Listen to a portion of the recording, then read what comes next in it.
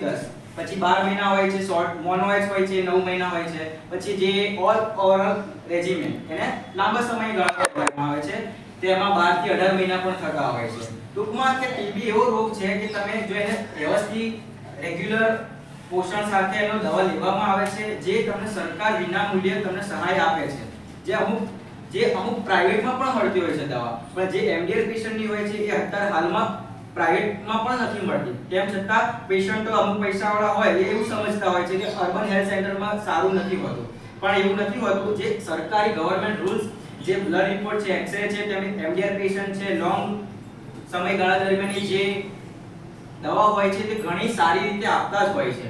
કહેવાનો મતલબ એ જ છે કે તમે સરકારી દવાખાના પ્રથમ પ્રાયોરિટી આપો. તમને ત્યાંથી ન મળી શકતું હોય રિઝલ્ટ તો જ પ્રાઇવેટમાં જાઓ. બાકી અત્યારે એલિમિનેશન પ્રોગ્રામ છે, બધા પેશન્ટને 1 નવેમ્બર થી પર પેશન્ટ જે બી પેશન્ટ ડાયગ્નોઝ થયું હોય ટીબી નું 1 મહિના માટે પર મંથ એમને 1000 રૂપિયા પોષણ માટે આપવામાં આવે છે, કે જ્યાં સુધી તેમની દવા ચાલતી હોય ત્યાં સુધી.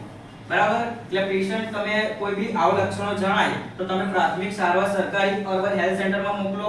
ત્યાંથી તમારે દર લેબોરેટરી તપાસ અને બધી જ તપાસ, એક્સરે તપાસ થતી જ હોય છે. બીજું કઈ ટીબી વિશે જાણવું હોય તો તમે